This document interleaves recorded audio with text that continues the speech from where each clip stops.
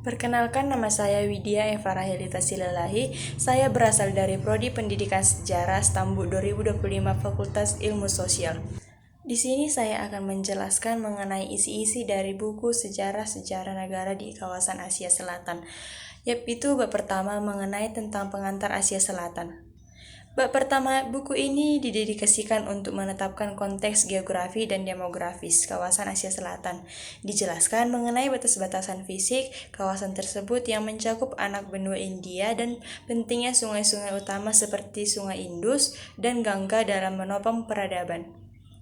Bab ini juga memberikan gambaran sekilas mengenai 8 negara anggota SARC atau India, Pakistan, Bangladesh, Nepal, Bhutan, Sri Lanka, Maladewa, dan Afghanistan. Meskipun Afghanistan jarang dimasukkan dalam kajian sejarah tradisional. Bagian selanjutnya yaitu menguraikan signifikan strategis dan historis kawasan ini di panggung dunia. Asia Selatan diidentifikasikan sebagai pusat tempat lahirnya peradaban kuno yang kompleks dan beberapa agama besar dunia yang menunjukkan warisan-warisan budaya yang kaya dan berlapis. Keberagaman budaya, bahasa, dan etnis yang ekstrim juga disorot sebagai sumber kekayaan dan pada saat yang sama kerentanan terhadap konflik. Poin penting dalam bab ini adalah penetapan tentang kerangka periodisasi sejarah yang akan digunakan sepanjang buku. Periodisasi ini biasanya dibagi menjadi masa kuno atau yang disebut dengan peradaban awal dan kekaisaran klasik. Kemudian masa Madya yang disebut dengan dominasi kekaisaran Islam seperti Mughal, dan masa modern yang disebut dengan kolonialisme Eropa hingga kemerdekaan. Kerangka ini membantu pembaca untuk menetapkan peristiwa dan perkembangan di setiap bab pada garis waktu yang tepat. Kemudian pembahasan terakhir pada bab 1 yaitu berfungsi sebagai pengantar tematik untuk memperkenalkan subjek dari bab-bab berikutnya. Peran agama Hindu, contohnya Hindu, Buddha, Islam, sebagai pembentuk sejarah dan identitas nasional. Bab ini menekankan bahwa sejarah kawasan ini tidak dapat dipahami tanpa mengaitkan perkembangan di setiap negara dengan sejarah yang bersama yang dipusatkan di anak benua India Raya. Kemudian kita masuk kepada bab 2 yaitu judulnya tentang memahami sekitar Hindu dan Buddha serta Islam di Asia Selatan. Pada bab ini, secara khusus mengkaji peran dan pengaruh agama Hindu sebagai fondasi kebudayaan utama di Asia Selatan.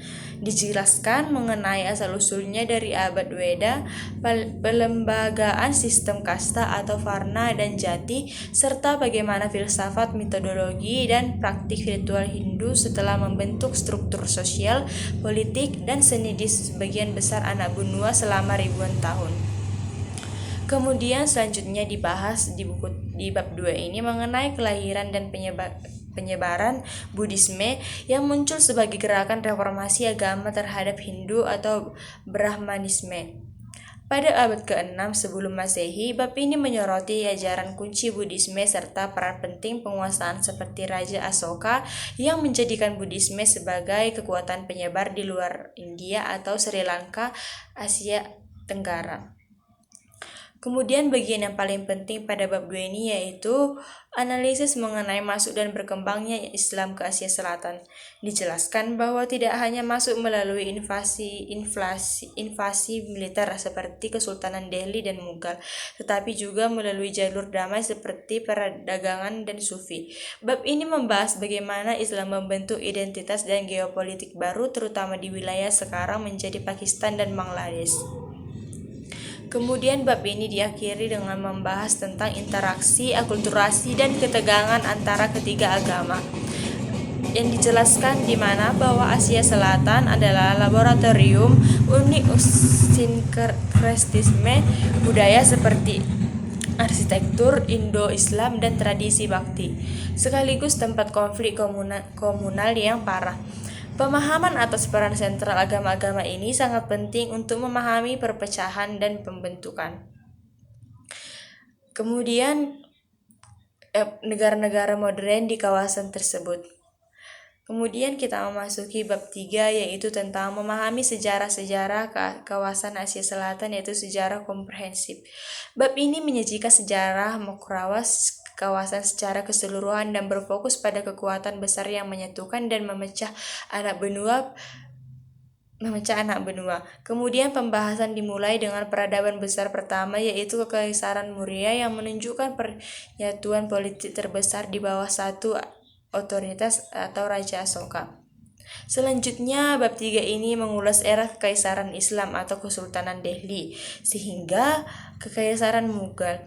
Periode ini disoroti sebagai era penyatuan kedua di bawah payung pemerintahan Islam yang membawa perubahan dramatis dalam sistem administrasi, bahasa, dan struktur militer. Kebesaran dan kemunduran Mughal disajikan sebagai gambar dinamika kekuasaan di Asia Selatan. Pada bab krusial ini, dari bab ini adalah masuk dan dominasi kolonialisme Eropa, khususnya British Raj. Dijelaskan bagaimana dominasi Inggris menghapus kedaulatan lokal, menerapkan sistem eksploitasi ekonomi, dan memperkenalkan modernisasi seperti kereta api dan birokrasi, yang secara tidak sengaja menumbuhkan benih nasionalisme. Bab ini ditutup dengan menganalisis proses menuju kemerdekaan dan partition atau pemisah. Sejarah kawasan disimpulkan sebagai siklus penyatuan kekaisaran, fragmentasi, intervensi asing, dan akhirnya pembagian yang melahirkan negara-negara modern termasuk India, Pakistan, dan Bangladesh yang kemudian masing-masing akan dibahas secara terperinci. Kemudian kita memasuki bab 4, yaitu mengenal sejarah India. Bab 4 berfokus pada sejarah Republik India modern dimulai dari masa perjuangan kemerdekaan, dijelaskan mengenai kebangkitan gerakan nasionalis di bawah Kongres Nasional India atau INC, dan peran kunci Mahatma Gandhi dalam mobilisasi massa melalui perlawanan tanpa kekerasan atau satyagraha. Bagian penting lainnya membahas proyek pembangunan bangsa pasca 1947. India di bawah Jawaharlal Nehru memilih jalur demokrasi, sekuler, sosialisme, dan juga non-blok dalam politik luar negeri. Dijelaskan mengenai pembentukan konstitusi, integrasi lebih dari 500 negara bagian kerajaan, dan tentang pembangunan ekonomi awal. Selanjutnya, bab ini mengulas tentang dinamika politik domestik India, termasuk dominasi awal INC, munculnya tantangan regional dan kasta, transisi kekuasaan. Dibahas mengenai era Indira Gandhi, yaitu keadaan darurat atau emergensi, dan peningkatan peran partai-partai regional dan nasionalis Hindu. Bab ini diakhiri dengan pembahasan tentang peran India sebagai kekuatan regional dan global serta tentang kontemporer. Hal ini mencakup konflik berkepanjangan dengan Pakistan, terutama Kashmir, atau reformasi ekonomi yang disebut dengan liberalisme, dan masalah internal seperti isu kasta, kesenjangan sosial, dan ancaman seperti separatisme di beberapa wilayah. Kemudian di bab 5, pembahasan mengenai sejarah Pakistan. Bab 5 didedikasikan untuk sejarah Pakistan yang lahir dari tuntutan negara terpisah dari bagian Muslim atau teori dua bangsa.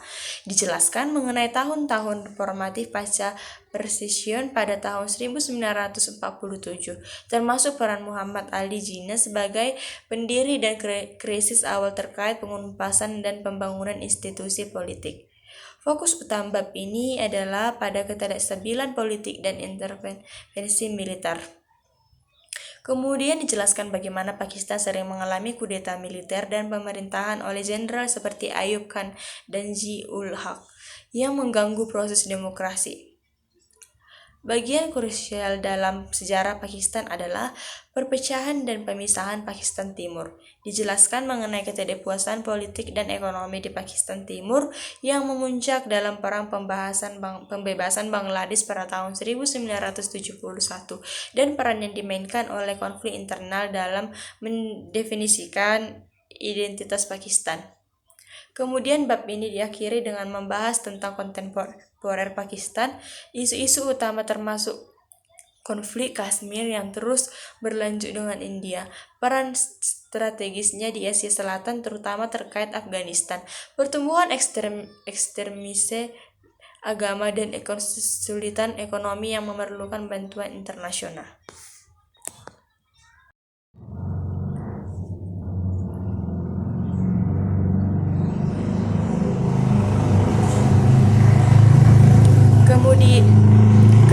Kemudian bab 6 mengenal sejarah Bangladesh.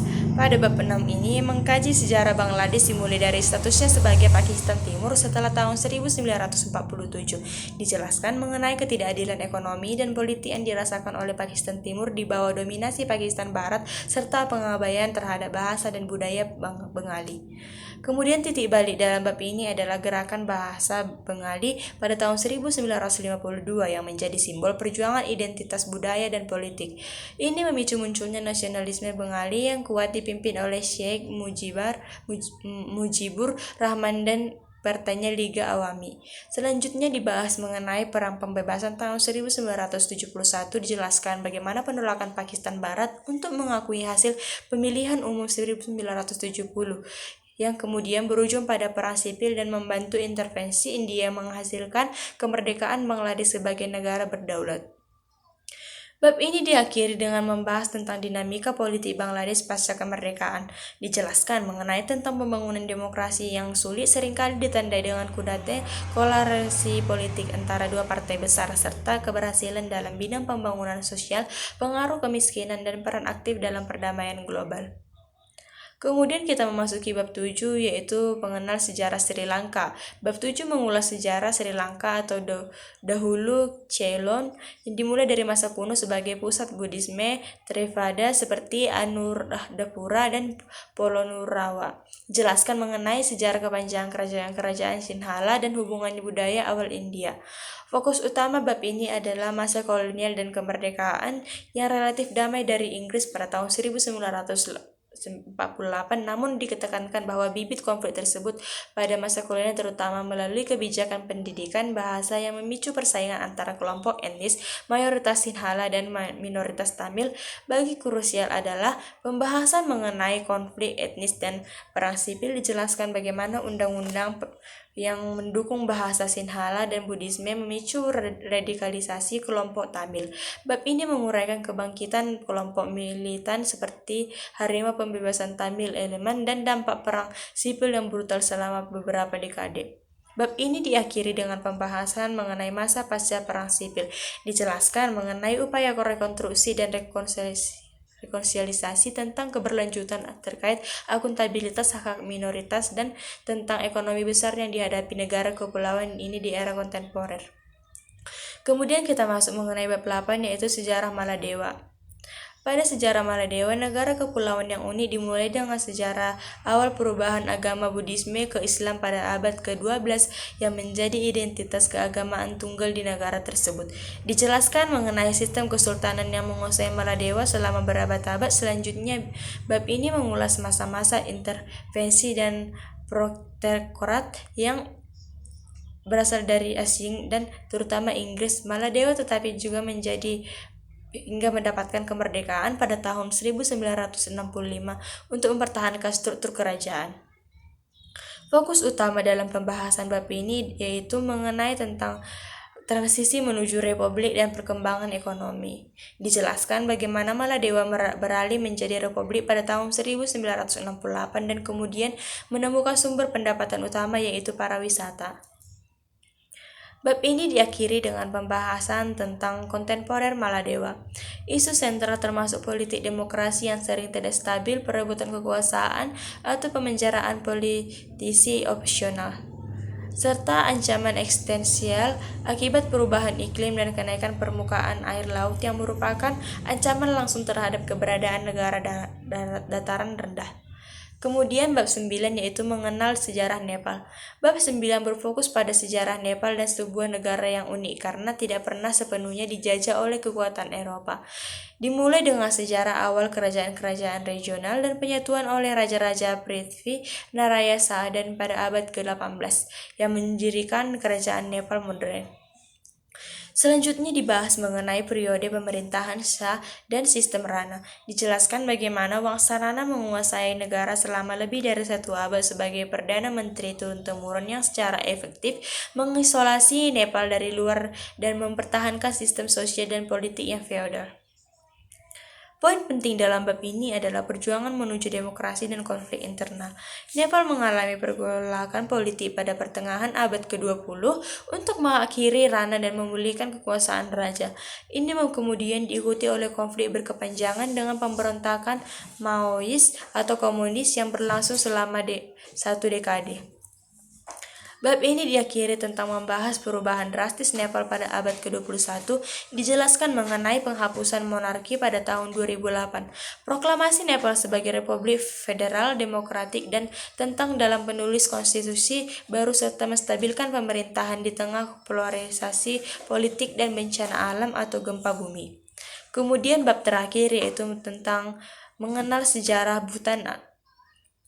Pada bab 10 ini mengulas tentang sejarah Bhutan, negara kerajaan yang dikenal dengan kebijakan yang terisolasi, dimulai dengan sejarah awal terutama peran para lama dan menyatu negara oleh Shatbruk Ngawang yang pada abad ke-17. Selanjutnya dibahas mengenai masa isolasi dan monarki herediter. Bhutan melalui kebijakan para penguasanya berhasil menghindari kolonisasi monarki selama lebih dari 100 tahun dan kebijakan isolasi yang ketat untuk melindungi budaya lingkungan mereka. Fokus bab ini adalah pada filosofi kebahagiaan nasional bruto atau GNH atau Gross National Happiness. Dijelaskan bagaimana Bhutan di bawah Raja Jigme Singh memilih GNH sebagai ukuran kemajuan negara daripada PDB atau GDP. Kemudian bab ini diakhiri membahas transisi menuju demokrasi yang damai dan terencana pada tahun 2008. Dijelaskan bagaimana raja sendiri menginisiasi perubahan menjadi monarki konstitusional. Meski demikian, bab ini juga membahas tentang seperti modernisasi yang cepat, pengaruh asing terutama dari India dan Tiongkok, dan perlu adanya menjaga keseimbangan antara pembangunan dan pelestarian nilai-nilai.